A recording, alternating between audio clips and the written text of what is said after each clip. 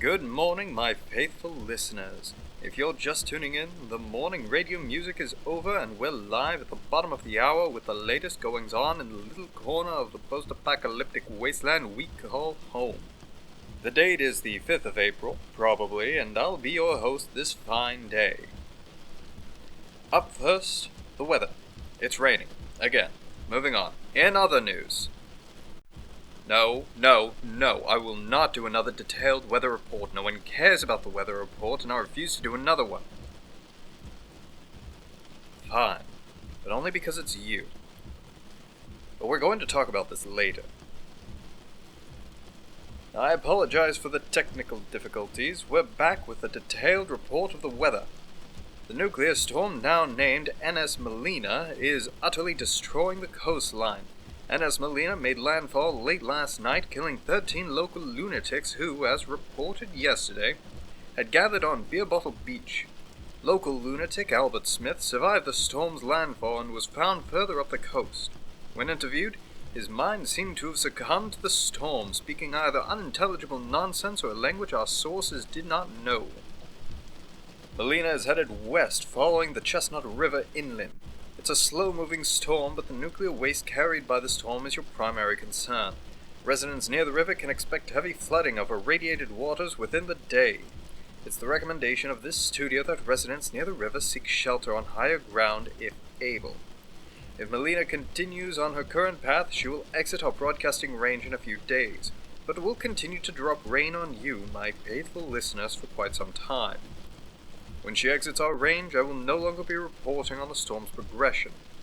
In other weather-related news, acid continues to rain from the skies throughout our broadcasting range and, with the nearby storm, is expected to continue for the foreseeable future. The high today is 40 C, low tonight is 2 C, and humidity is 95%, and in other words, it's utterly miserable out there. To make it even better, it's pollen season.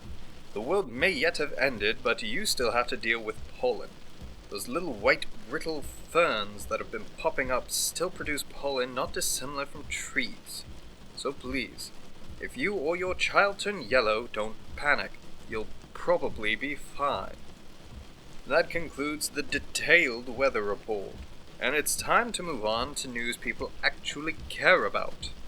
That's right, news people actually care about, and we're going to start it off with a news segment I like to call Miss Bean's Box. As reported yesterday, I've acquired a munchkin cat that was rummaging through the studio garbage. I've named her Miss Beans. During this segment, I'll give you daily updates as to her status. Today, Miss Beans was missing. In a panic, I tore the studio asunder. Fearing she had gotten out, I left, for the first time since the incident, this studio. I searched everywhere in a 2-mile radius, yet I was unable to locate my poor Miss Beans. Defeated, I returned. I went to the break room to drown my sorrows in whatever I could find. However, much to my delight, I found Miss Beans in the cupboard of our break room. She had, by some unknown means, worked her way into and hidden herself amongst the canned foods. I'd never been so relieved in my life. She now wears a bell. I should not like to fear for her like this again. That concludes Miss Bean's Box, and we're going to move on to less feline-related news. We're going to talk about our phone lines. You monsters harvested them. For what purpose, I know not. You took the rubber, the copper, and left barren, lonely poles. I've complained about it several times here. Well, one among you, a good Samaritan it would seem, has decided to take it upon themselves to repair them. And I couldn't be happier. I cannot go into detail for fear they might be destroyed once more, but they're being brought back in a manner that does not use the old world poles. Why? Because you stole them last time. So now they're hidden. For the better, I suppose. And soon, very, very soon, we'll take your calls and have proper discussions. This project benefits not just the studio, but you, my faithful listeners, as well. Soon lines of communication will be reopened to you and your companions as well. Here's hoping they last. As a side note, you may be wondering how to contact us when the lines are repaired.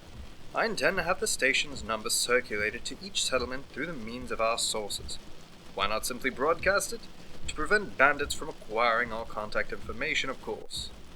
Yet, of course, if it were up to me, I might invent an elaborate scavenger hunt to discover the information, maybe hidden in news clippings, signs, or descriptions within tourism pamphlets. Of course, that might take some time, and likely couldn't be done terribly well with the resources we have. Perhaps a few days. I'd wager a week. Maybe more. It's not impossible. But it is impossible to know how long it would take. But I'm rambling. Let's take a moment to listen to a message from our sponsors while I collect my thoughts. Alright. Red light's on. We're recording. Fantastic. Alright. Now please, for the love of all that is good, remember to trim them this time. The past 2 days, you have made me look like a fool on the air, and I will not have it continue. You're going to trim this, right? Good. I'm holding you to it. We're gonna have a conversation if you don't. So what's up first? Right. The sleeper. Okay. Sleeper, take one. Last night I found myself lying in bed, unable to rest, with nothing to occupy my time. So I spent the late hours of the night and early hours of the morning doing naught but waiting for the embrace of a night's sleep. Don't find yourself in this situation. We've advanced beyond this point. Thanks to Jasper Dart's Sleeper Maker, you can find yourself resting peacefully in a matter of seconds, no matter the situation. Crying children or nearby firefights stand no longer between you and your well-deserved night of rest. Jasper Dart's Sleeper Maker, available only at Griff's Repair and Destroy. Alright, we have to be done recording, right? There can't be any more ads. We have one more? Okay, one more. I can do one more. That's fine. What is it? Okay, yeah, we can do that. Have you found a home? Built it up? Made it yours? Have you protected it from bandits and salvagers? Constant defense of homes can be tiring. It'd be easier if attacks simply never came. I'd like to introduce you to the Saul twins. Kay and Wright Saul are professional stonemasons who are in the business of building walls to keep your homes and communities safe. Prices vary, but the feeling of safety from this apocalyptic world is a priceless one. Willing to travel wherever you need, you'll find them in Green Court. Tell them I sent you. And we're back. Did you miss me? I sure missed you. I have some more news for you as a thanks for not touching that dial. If you are planning a trip to the snowy peaks of South Ren Mountain, you'd better reschedule. Locals have been reporting an unknown devastating sickness ravaging the population. While visitors are being allowed entry, no person, through the course of this plague, is permitted to egress. I'm afraid that's all we have on the subject, but we'll be monitoring the situation closely and informing you as more information is available. I must implore you, my faithful listeners, do not travel to Gren Mountain for the foreseeable future, not until we're keenly aware of the facts of this plague. In other news, Sheriff Bud Rockley has put a bounty on all Kuipers. These massive irradiated serpents have nested in the old water purification facility, keeping it out of use. Few have dared to enter, fewer still have come out.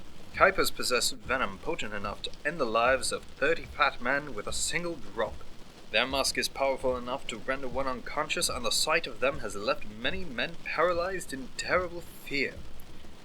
The sheriff's intent is to have the facility cleared and in working order to provide clean water to the masses. However, his motives are questioned by placing a bounty on the beasts in place of assigning a task force. To sacrifice citizens desperate for the money, in place of himself, seems questionable. But what do I know? That reminds me, this broadcast is brought to you by Blaze Mug. Blaze Mug, your only guaranteed drinkable liquid this side of the Atlantic. Maybe not for much longer though, Vlay. The sheriff might provide a new, cheaper alternative. Might want to keep an eye out. Moving on. Let's talk survival. More accurately, let's talk survival cooking, and more specifically, let's talk quality survival culinary. Most of us haven't had a decent meal since the world ended, living off the scraps of the world past or risking contaminated meat hunted from our new furry friends. Often bland or bitter, these meals leave us wanting. However, thanks to a kind soul traveling the wastes, I know a few things you can do to better your meals. Salt and pepper. Was there ever a better spice combination? Every recipe I've ever made before the end required both. A perfect balance. I'm sure you are all aware salt is plentiful. The dead lands are nothing but miles of salt pillars and sand. Pepper, however, is a much rarer commodity. Peppercorn isn't farmed like it was before, at least not in mass, leaving your table's food overly salted or bland. How fortunate, then, that I've received information that peppercorn, or its very near equivalent, is in heavy supply with a touch of work. I'm sure you've seen those creeping crustaceans called caldwiths. Wretched things. They do naught but collect food, burrow under homes, and poison your limited water supply. Terrible pests. Fortunately, there's a wonderful use for them. While their meat is gamey and lacking in quantity, their many bones contain a marrow not dissimilar from the consistency of sand. This is what you should harvest.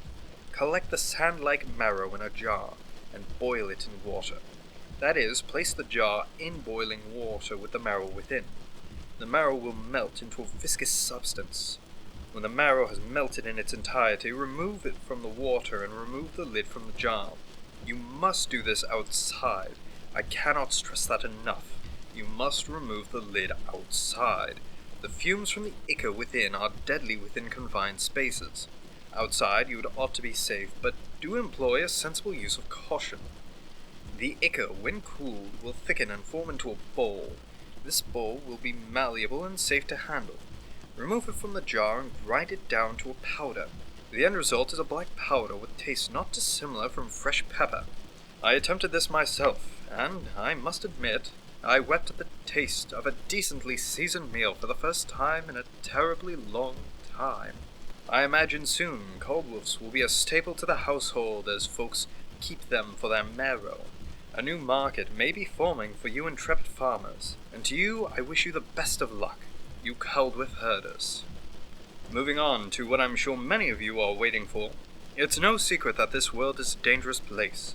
People have grown desperate and taken to helping themselves to your stuff when you're least prepared.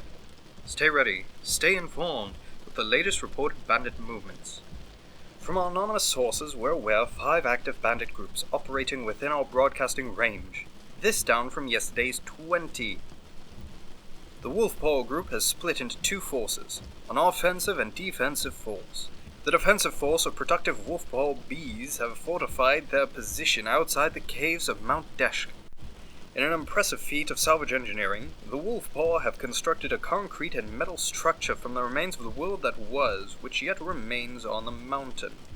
Meanwhile, the juggernaut of their offensive force presses the assault with an impressive display of firepower. The Wolfpaw rained bullets and explosives on the surrounding firebottle bandits, buying time for their defensive force to do their job. Meanwhile, the firebottle group continues to lay siege to the Wolfpaw with the aid of the remaining Shkar bandits. While hammered from above by their quarry, the firebottle do not relent, returning fire in kind to the Wolfpaw. Firebottles not holding the line have been seen lending aid to the Shkar bandits as they regroup from yesterday's decimation of their numbers. It is believed the firebottle may absorb the Shkar into their ranks. This, however, remains speculation by our anonymous sources. The Mugs remain present in the Hold Hills area. This newly formed group has been quietly growing in numbers, and their intentions are presently unknown. Travelers in the Hold Hills area, please use caution and be aware. Residents, I implore you stay alert. Lastly, the Knoll bandits have claimed the town of Oakland. An abandoned town from the world that was, Oakland has been converted into the Knoll bandit sanctuary, declaring it a sanctuary for all free peoples.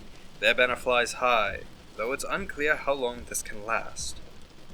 There are, to our knowledge, no other active groups within our broadcasting range. Now I simply must apologize, but that's all the time we have for today. And it's time for our evening radio music. I should like to thank you, my faithful listeners, for listening, and leave you with the afternoon puzzler. Did you solve yesterday's riddle? The question was, what is the creature that walks on 4 legs in the morning, 2 legs at noon, and 3 legs in the evening? The answer, man. Congratulations to anyone who solved that one. Today's riddle is as follows. What is the thing that raises gardens, kings, and beasts, each with tender, loving care, yet would see each fall to death with a cold, indifferent visage? Think about it, and tune in tomorrow for the answer. Until then, please enjoy the evening music radio. And, if you're truly out there, good luck. And we're clear. Good work, everyone. I'm not sure about that riddle, though. I truly think we can do better. What's that now? What have you got? What's this? What are these numbers? What do you want me to do with that? Don't walk away without answering me. Get back here.